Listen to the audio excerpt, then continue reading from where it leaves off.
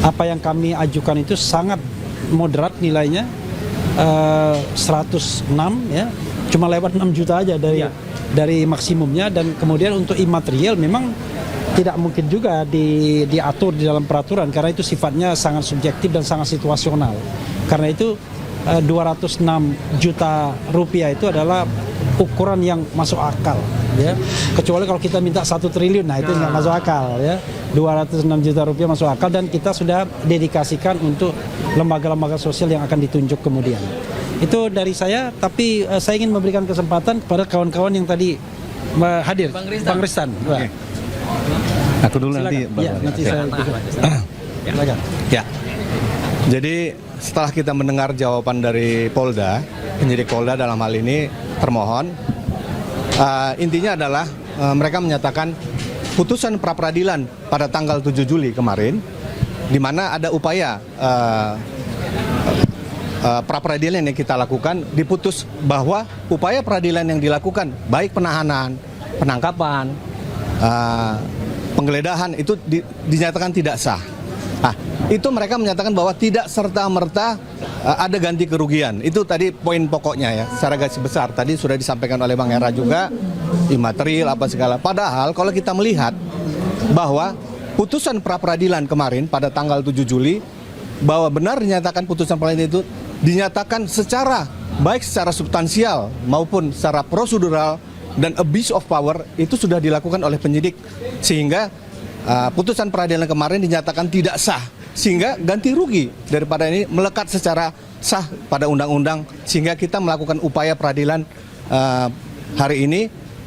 Jadi apa yang dikatakan oleh penyidik tadi tidak serta-merta itu tidak benar gitu ya, karena memang ada putusan undang-undang juga menyatakan bahwa apabila ada penuntutan, penahanan dan juga penahanan dan penangkapan dapat dilakukan ganti rugi atas apa yang telah dilakukan oleh penyidik dalam hal ini Polda. Jadi nanti jawabannya nanti kita akan berikan secara jam 2 secara tertulis, dan intinya adalah apa yang disampaikan oleh penyidik Polda tidak benar gitu. Iya. Oke, mungkin daripada yang lainnya. Oke, Soraya, silakan.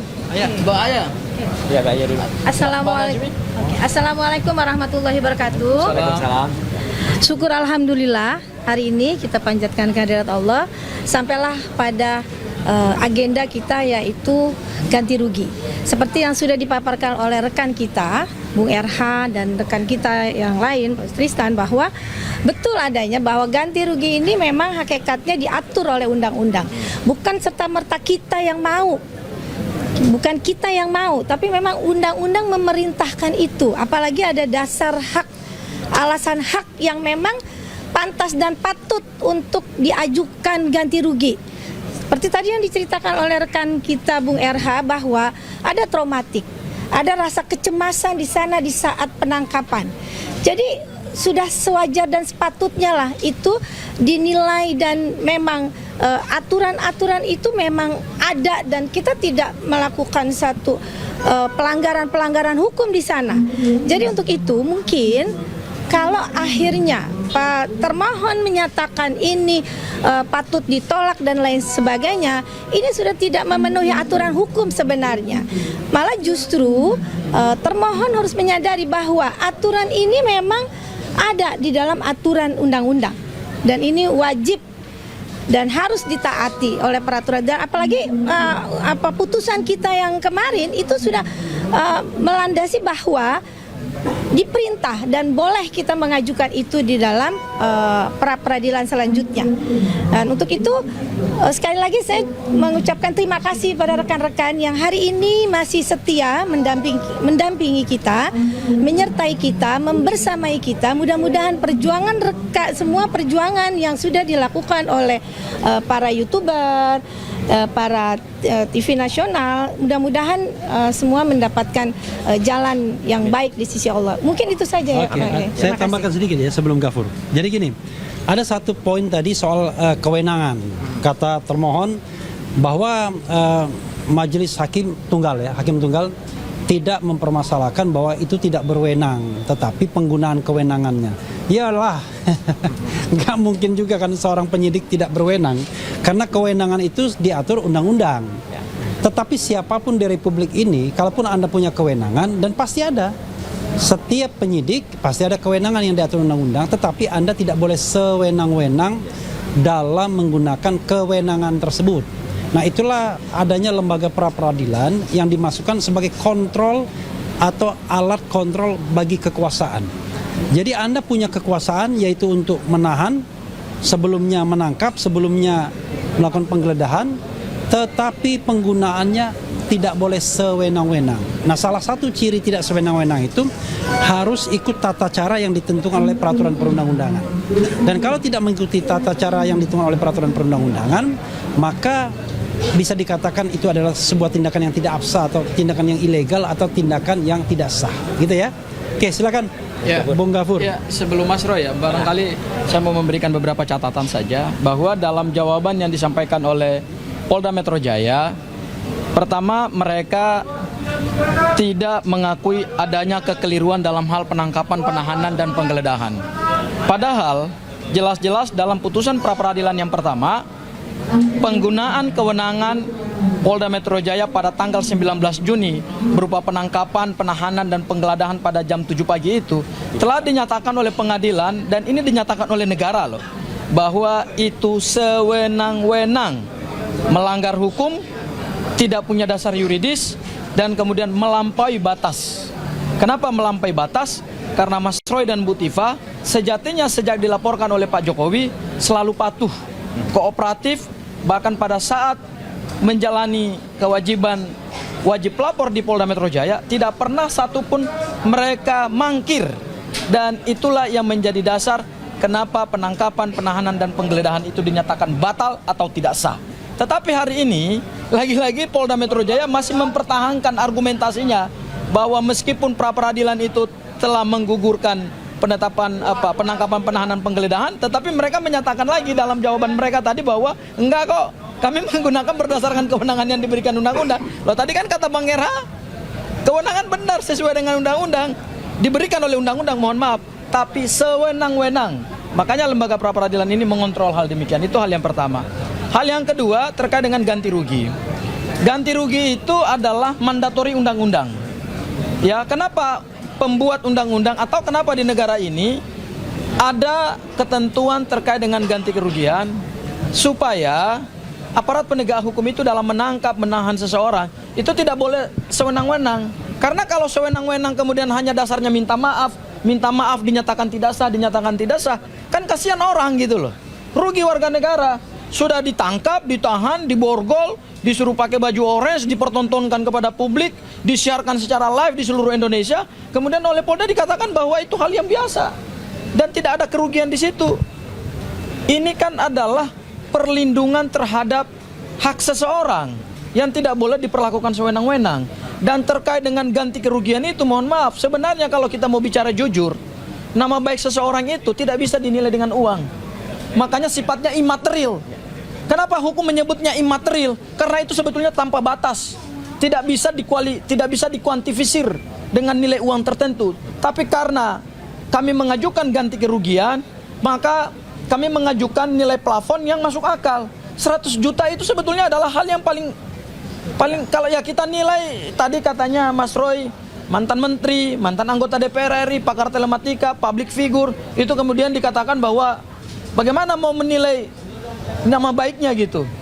Orang ini punya nama baik yang luar biasa, dihormati publik, ya, dijadikan sebagai referensi, ya, dalam telematika, dalam analisa forensik, telematika dan seterusnya gitu. Kemudian ditangkap, ditahan, dan hanya karena meneliti ijazah Pak Jokowi, bukan menuduh Pak Jokowi memalsukan ijazah. Perlu dibedakan itu ya. Mas Roy ini tidak menuduh Pak Jokowi memalsukan ijazah. Yang beliau lakukan bersama Bu Tifa adalah meneliti dokumen ijazah dan berdasarkan tools ilmiah mereka katakan itu palsu dan kemudian ditangkap, ditahan dan diberlakukan sewenang-wenang. Kemudian hari ini kami tuntut ganti kerugian. Oleh karena itu para media dan masyarakat, kami ingin memberikan satu pembelajaran hukum bahwa ini tidak boleh lagi terjadi kepada siapapun. Bukan hanya kepada Mas Roy, mantan menteri, mantan anggota DPR RI atau public figure, pakar telematika, tetapi kepada siapapun. Karena itu adalah perlindungan dasar bagi warga negara.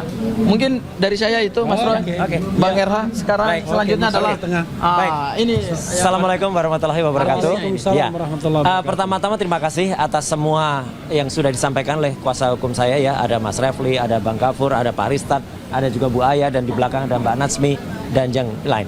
Mungkin Tio. ya Pak Tio ya. Kuasa hukum saya kalau dilihat teman-teman kok tidak sebanyak biasanya.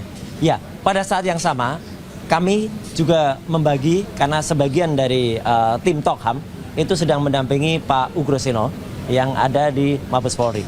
Ya gitu, karena beliau jam yang sama memenuhi undangan untuk klarifikasi di Kortas Tipikor. Jadi itu kalau lihat kok nggak ada orang besar Kasus gitu ya. 15 tahun yang lalu. Kasus 15 tahun yang lalu. Ini kriminalisasi juga gitu ya. Bisa disebut quote and quote ya kriminalisasi. Nah, oke. Jadi moga-moga undangan beliau itu bisa dijawab dengan sangat baik. Sorry, bukan ya. kasus sih. Bukan kasus. Kejadian ya. Kasusnya nggak ada. Ya, kasusnya itu nggak ada dicari-cari. Oke. Baru mau dikasuskan. Ya, hari ini ya seperti teman-teman dengar tadi ada tanggapan dari pihak termohon yaitu Polda Metro Jaya. Yang paling penting adalah kenapa imaterialnya itu memang 100 juta. Sebenarnya itu adalah plafon tertinggi yang kemudian dipersyaratkan oleh undang-undang dari 500.000 sampai 100. Kalau teman-teman lihat yang waktu itu menjadi bukti yang kita putarkan pada saat sidang pra-peradilan yang pertama itu luar biasa ya. Jadi saya bisa menceritakan kejadian sesungguhnya begini. Pada hari Kamis atau sehari sebelum itu kami itu baru pulang dari Bandung. Dan sejujurnya ini benar sejujurnya hari Jumat siang itu saya ada 2 undangan. Ya gitu di 2 podcast ya gitu. Sabtunya saya tuh mau keluar kota. Ya, Sabtu tuh mau keluar kota karena ada permintaan konsultasi teknis ya. Ini nggak ada hubungannya dengan kasus ijazah, tapi konsultasi teknis karena saya biasa memberikan konsultasi di luar kota. Dan teman-teman kalau bisa lihat rate-nya itu ya mungkin akan bisa tahu lah rate seorang konsultan kemudian keluar kota berapa ya gitu. Tentu tidak keluar negeri. Saya tidak bisa melakukan keluar negeri, itu kerugian bagi saya karena saya masih dicekal. Dan itu saya bocorkan dikit. Soal pencekalan itu, ya mungkin itu akan kami permasalahkan juga. Kemana? Nanti kita tunggu saja tanggal mainnya. Ya, nah jadi hal-hal itu yang kemudian tidak terukur ya kalau dari sisi keuangan. Kemudian yang imaterial, kalau yang tadi kan material, ya ada 2 podcast, kemudian ada undangan TV juga. Kemudian ya undangan TV, terima kasih teman-teman. Saya menghargai teman-teman semua ya. Tentu tidak akan saya bocorkan berapa yang didapatkan sebagai uang transport. Tapi artinya kalau kemudian undangan konsultasi keluar kota itu tentu ada yang lain dan harusnya saya bermalam di kota itu ya, dan kemudian saya harus menginap di tempat lain bukan di rumah. Perkara menginapnya itu di rumah sakit itu justru karena akibat dari kadar gula saya yang tiba-tiba melonjak sangat drastis ya gitu, hampir mencapai 400, dan juga tekanan darah saya yang hampir mencapai 200. Itu tidak pernah terjadi kayak gitu ya. Itu gara-gara itu kalau dinilai ya, poin materialnya sangat tinggi itu. Apalagi kalau kemudian seperti Dr. Tifa yang tadi Mas Refli lakukan. Pada saat itu beliau terkena GERD-nya naik, asam lambungnya kemudian tinggi banget dan harus menggunakan infus. Saya alhamdulillah tidak perlu menggunakan itu karena saya punya obat sendiri. Itu luar biasa kalau dinilai. Ya jadi kerugian imaterialnya. Belum lagi ada beberapa peristiwa mungkin yang saya katakan peristiwa yang brutal ya gitu. Pada saat di rumah. Yang kedua pada saat di Polda Metro Jaya di ruangan Takhti ya, itu luar biasa bagaimana pemaksaan terhadap saya dan Dr. Tifa menggunakan baju orange ya, pemaksaan menggunakan borgol ya, dan mau dipertontonkan padahal itu dalam KUHP yang baru itu sudah tidak diperbolehkan. Makanya kan teman-teman nggak bisa lihat lagi sekarang misalnya kalau di KPK pengumuman kemudian tersangkanya disuruh pakai baju hadap ke belakang, itu nggak ada lagi karena itu nggak boleh lagi. Nah itu melanggar hak asasi manusia. Ya, dan itu mau dilakukan dengan cara yang lain. Jadi seolah-olah saya kemudian keluar pakai baju masuk mobil. Dan itu kejadian. Celana pendek, saya harus pakai celana pendek ya, karena memang di Takhti itu nggak boleh pakai celana panjang. Karena ada kasus kejadian yang lain, sahabat kita pakai celana panjang dipotong celananya. Ya, gitu langsung ya, karena di sini. Nah, kemudian kejadian yang brutal lainnya adalah ketika di rumah sakit. Ya, di rumah sakit Polri pada hari Minggu malam. Itu kami mau dibawa paksa ya pulang ke Polda Metro Jaya ke Takhti. Itu luar biasa brutalnya ya, teman-teman juga bisa lihat ya, videonya juga ada. Jadi nilai itu tidak bisa dinilai secara uang ya, itu sangat tinggi nilai imaterial. Jadi makanya saya berharap hakim tunggal ya Pak Iketut Darpawan ya itu bisa mempertimbangkan. Memang saya mohon keputusan terbaiknya. Jadi karena itu tidak bisa dinilai dengan uang ya. Nanti kita jawab Mas Roy dalam. Nanti dijawab. Nah, jadi nanti jam 2 kita akan menjawabnya dalam replik ya. Replik Harun nanti kita jawab ya. Dan Jadi dengan kaos. dan dengan kaos. Oh, kaosnya ini langsung menjawab ya. Jadi makanya kalau nggak bisa dinilai dengan rupiah ya repot ya. Kalau nggak bisa nilai dengan rupiah, nilai saja dengan dolar saja. Ya, gitu. Ya, itu. Ya, makanya ditanya. Karena apa? Karena tidak satu rupiah pun yang akan kami terima. Ya, gitu. Makanya dolar juga nggak apa-apa ya. Lihat nih, tersenyum dari Washington melihat dolar yang ada. Ya, saya kira itu aja. Ya, jadi kita tunggu nanti jam 2 siang. Ya, replik atau tanggapan dari tanggapan kita. Dan nanti mungkin ada duplik juga dari mereka yang jawabnya. Jadi hari ini maraton sangat panjang dan di saat yang sama sekali lagi kita mendoakan moga-moga Pak Ugroseno ya sebagai senior kita itu bisa menjalani undangannya di Kortas Tipikor di Mabes Polri. Saya kira itu teman-teman, sekali lagi terima kasih atas kehadirannya. Cukup ya. Wassalamualaikum warahmatullahi wabarakatuh. Waalaikumsalam warahmatullahi wabarakatuh. Ya. Cukup. Ya, kita akan siapkan Replik Harun.